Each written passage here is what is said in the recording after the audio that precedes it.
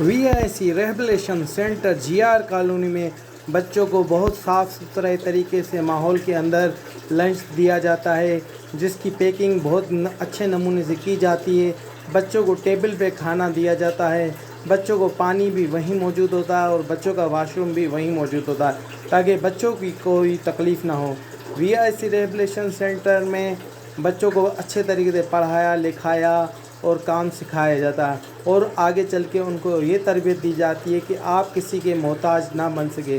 ان چیزوں کے علاوہ بہترین طریقے سے بچوں کو اسپورٹ، کھیلنے کودنے کے مواقع، انعام، ٹرافیاں وغیرہ بھی دی جاتی ہیں۔